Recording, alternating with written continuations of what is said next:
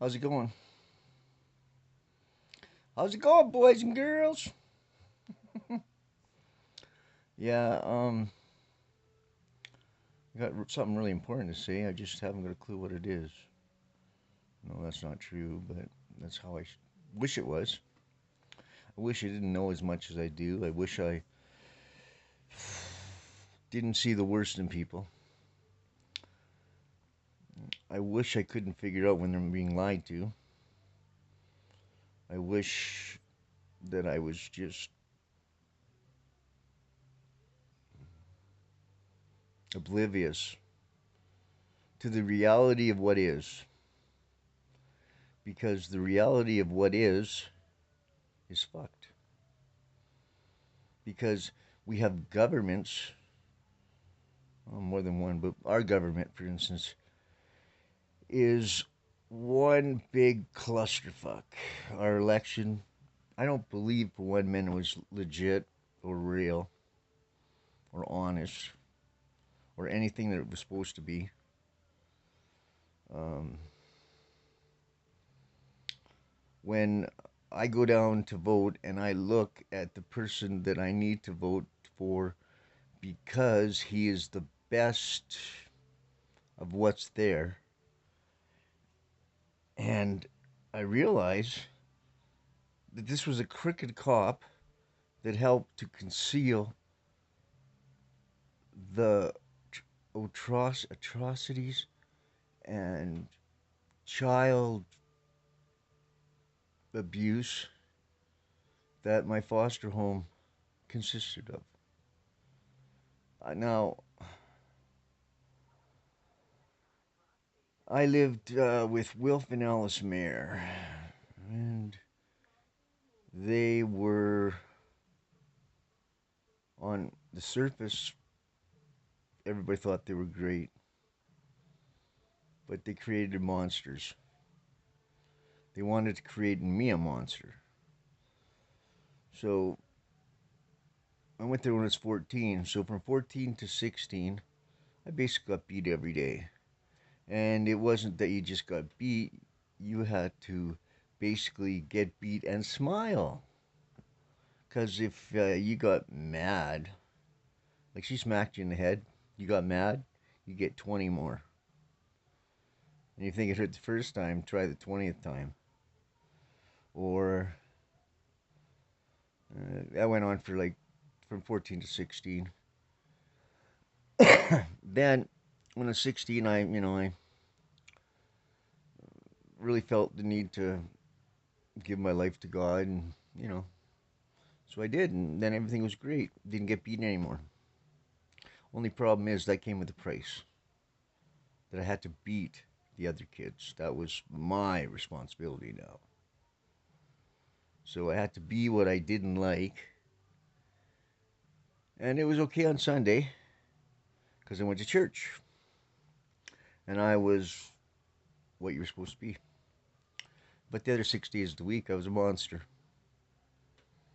and that was the reason that I decided that they had to go to jail. They had to be accountable for what they did. And when I first tried to have this done, Darwin Greaves was the Crown prosecutor. And I remember specifically, he calls me into his office and he says, that was sure a terrible thing that happened to you. But you realize, in order to charge them, we'll have to charge you too. I said, go ahead. Well, no, no, we're not going to do that. And I couldn't figure out, at that time, why. Like, see, when I first gave or I first gave evidence to RCMP about the abuse that happened and the stuff that went on, the guy in the middle of taking my statement had to leave and go puke. It was so horrid to hear the things that happened. But, oh yeah, we're going to make sure they pay for what they did to you guys. Yeah, right. You know what those cops did? They concealed that shit. They made sure that it didn't go to court. And I couldn't figure that out for the life of me. Go to school, learn about democracy, learn about what's right, what's wrong, and then go into the world and find out nothing works the way it's supposed to. And we're supposed to be okay with that? It's like COVID. How can a government govern when they knew that everything to do with COVID was a lie? And then they would pretend that it was getting worse because they had to follow where the money came from. The World Bank gave them this money, they doled out this money, but they had to push that vaccine. So in order to push that vaccine, they got to make sure there's a need to have that. That's why we wear masks around, to convince people that there were serious problems, not because it protected us. It had nothing to do with our protection. It had to do with their control. Now, if you look at everything in relationship to their control, and then you try to figure in the fact that the government is supposed to serve the people, look after the people, take care of the people. It doesn't do that, does it? It's one big clusterfuck of broken promises and flawed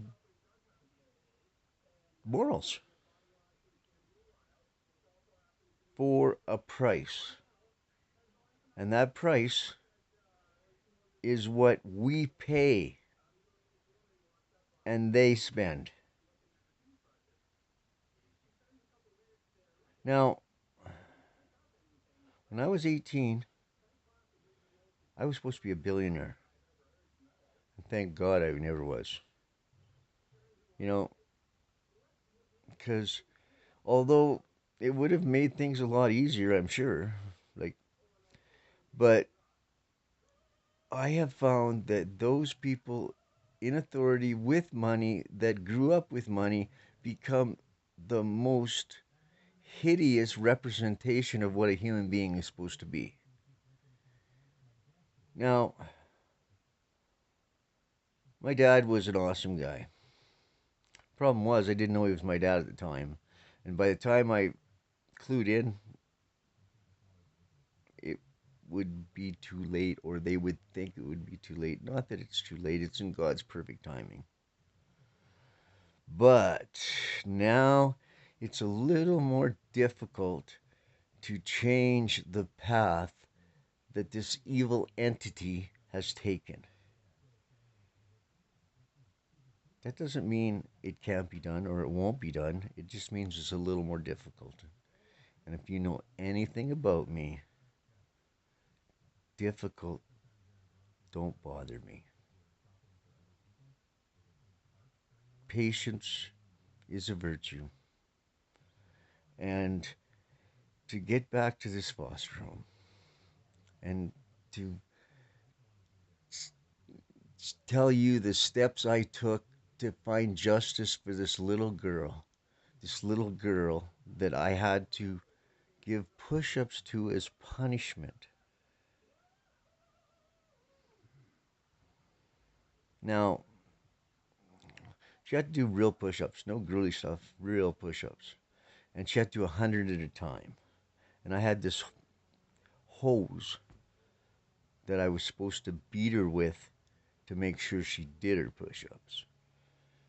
And she did 100 off the fly.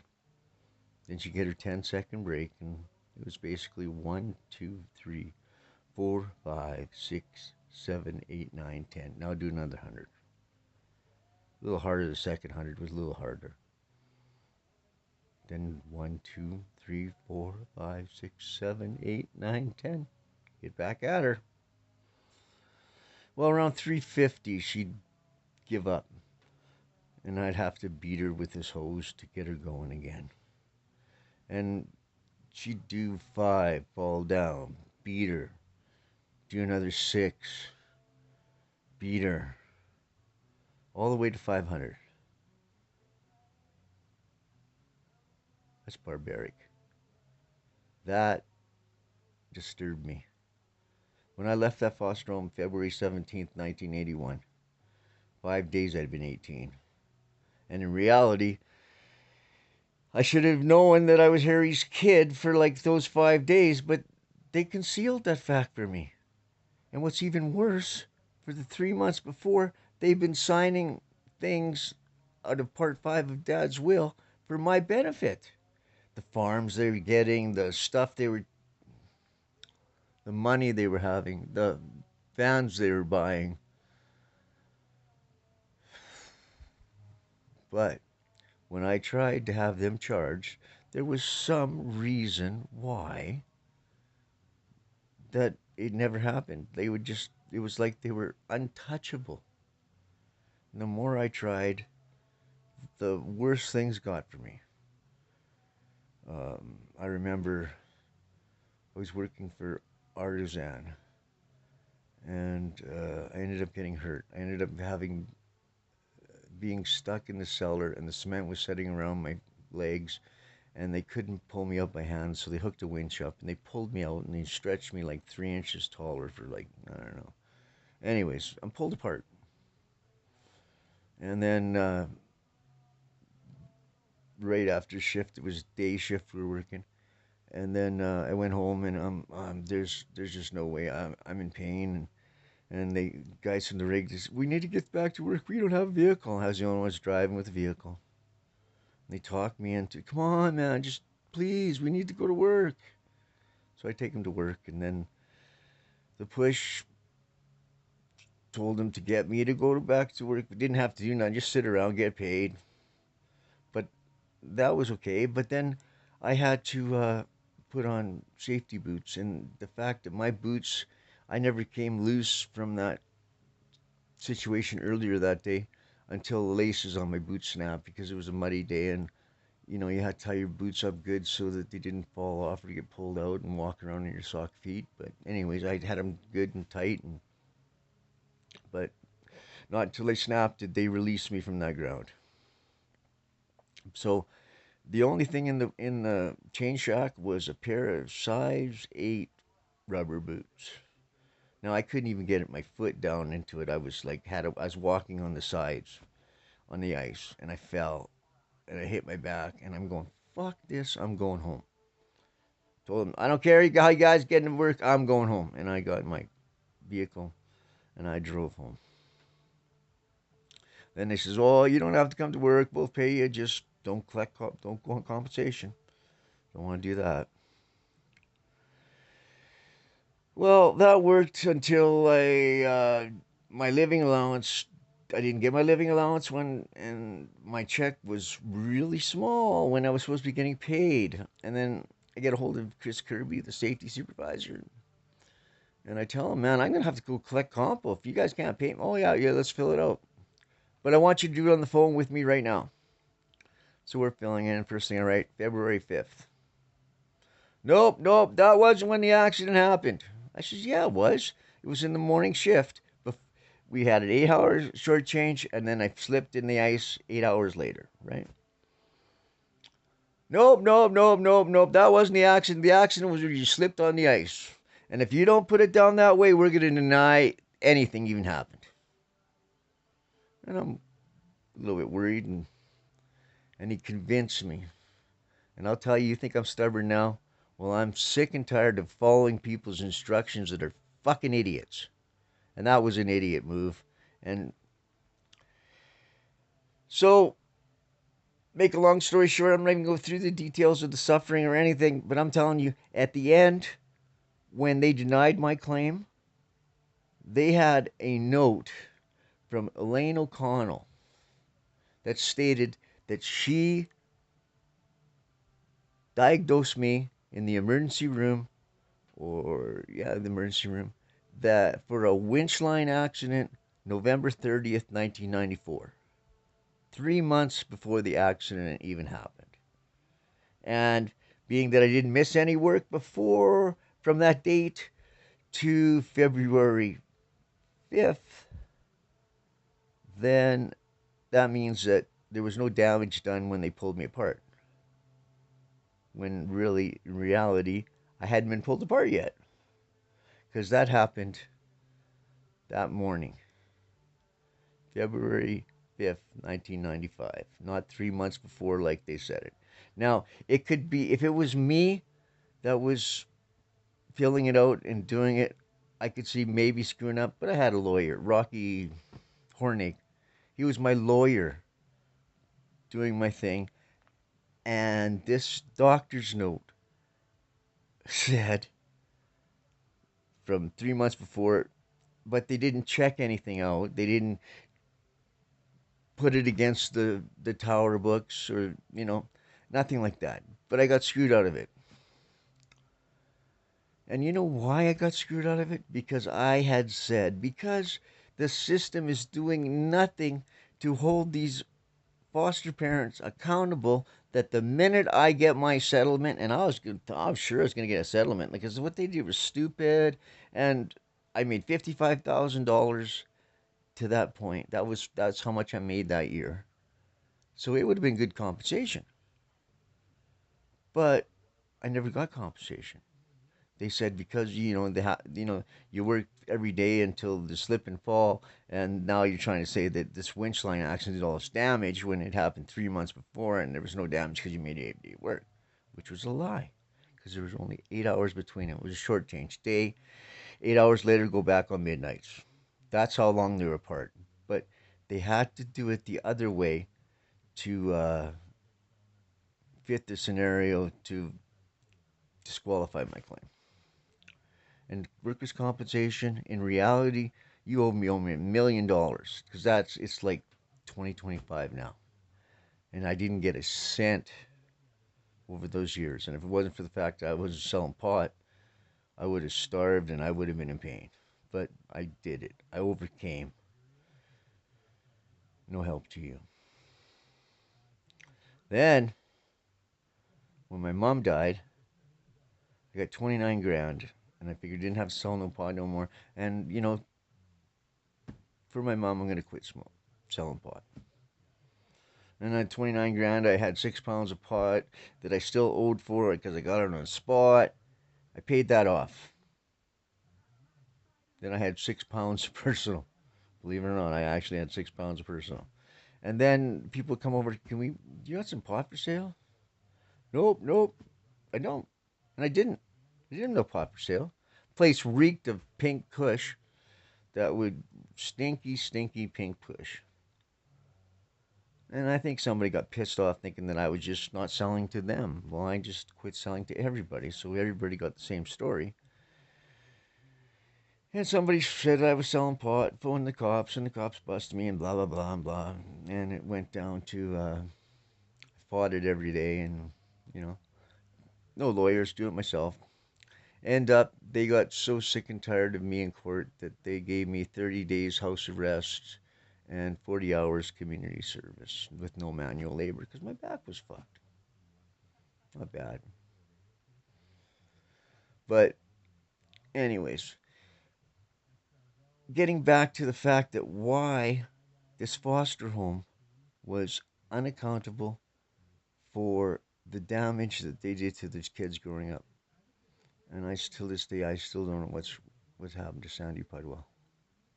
I was that little girl. I remember one day there was two girls. There was Carolyn Enslin and Sandy Pudwell, and they were like a lot younger. I was like 16, and they were like 8 and 12 or something, like 9 and 12, something like that. Anyways, but not to get sidetracked, like I'm getting sidetracked. With who I was voting for, I wanted to vote for Glenn Motz, but he was the corrupt cop that helped to hide the crimes that these people committed because they were like his best friends. The same church. They were in the Nazarene back then. That changed too. Everything changed, but anyways, so how can I vote for a guy to represent me in Ottawa that I know is a corrupt cop, or what, or was a corrupt cop? And if we're a corrupt cop, you're still a corrupt person. And now you're in the government, and that's a perfect place for you because they're all friggin' corrupt there. No, believe me, look at Trudeau. Or and this other guy, this clown that replaced him. Like, what in the world do you think he's going to do? He's going to be worse. He's going to, what's, I hear he's trying to make sure that everybody loses their equity in their house, and they're going to raise whatever they're going to do. It's not going to be good. And the only person that I can actually get behind is Trump. And he's not, I'm Canadian, he's an American, right? Yeah, but he's at least doing something that makes almost sense. Maybe he's a little off the wall, hotheadish. He's probably not perfect. But then who is perfect? Last person perfect, he got strung up on a cross. But that's not even the point I'm trying to make. The point I'm trying to make is these people in authority have lost the right to govern. They have squandered their privilege and their position to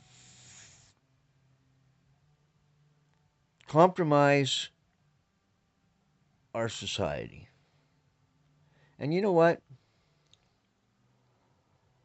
The reason why the foster home was unaccountable is because they were part of the disarming and sabotage of my father's will. Sabotage, you say? How was that? Well, besides the fact that my sister killed my father, turned off his life support, said he gave her this look when he was blind, and how does a blind man give a look? Then write a big story about it and call it the John Wayne of Alberta. You started out, yeah, when the nurse told Dad I was a female, he said drown me. That was her opening thing in the story, The John Wayne of Alberta by Natalie Fitterman Viner. And in reality, like, this bitch, and that's what, you know what, you're a bitch. You're my half sister, and you know what? Your husband, Jack Austin, Senator Jack Austin, gets up on the stand when they're trying to have as much of this will rearranged because after she killed Dad, she forged a signature, and then they tried to eliminate everything Part 5 that the foster home signed for my benefit, and they got control of the will. So when they did that, and then when I turned 18, they didn't even tell me I was Harry Viner's kid. But what they did do is they stopped making payments on the property tax for the greenhouse property. The same place I squatted in 2000 when I found out he was my dad. And then they go ahead and build a subdivision on there. All these, ignore, because they're going to ignore everything I say because they don't want to go to jail. So what we're going to do is we're going to separate as much as we can so that they can't see the conspiracy of this entity being created, this evil entity that they've created. They've got the lawyer, after the property tax weren't paid, it starts to build this bill, right? So what does the city do? The city solicitor, who happens to be the husband of the doctor that gave the note that disqualified my workers' compensation. Like, let's work together to fuck this guy. Who cares about the rules? Okay, sure. I can get behind that. Well, anyway, so now we've got. I'm getting going two directions here, and you're gonna have to bear with me. But anyways, so we've got the city of Medicine Hat with Ted Grimm, our honest mayor. Fuck that. He's get the solicitor to basically and foreclose on this property because the payments aren't made. And the only person that could have fixed that was the one that was left to that didn't even know he was involved, which is me. So I turn 18. They don't bother telling me he's my father. They get these debt to accumulate under property tax, and the city comes in and forecloses. They get the Viner Center, they get the property that the greenhouse is on, and everything that that property is in control of. Basically, his empire. And they go from having lifetime interest in the parks, all the parks, Strathcona, Lions Park, Equidale, anything on, because in the 30s, Dad started out making his money because when everybody was starving, he would go around to the farms when people had nothing except they had mineral rights, but they couldn't even develop them. They had no money. So what he said to them is, "I'll develop your rights, and then I'll look after you and your descendants, and I'll make sure that they're okay." And he did, and he built the public sector of Alberta, of Canada. He built it into something, right? Something that cared about the people, something that we have no idea what's like nowadays. But when they dismantled this by letting the property tax build up, having put it before a judge and foreclosing and getting everything, and then saying, "Dad donated all that shit." Well, he didn't donate shit. They came and stole it, basically, is what they did. They stole it. Now, the foster home problem comes up because, well, we can't put her on the stand because they'll tell everybody what we did and they'll know that it's stolen. They'll figure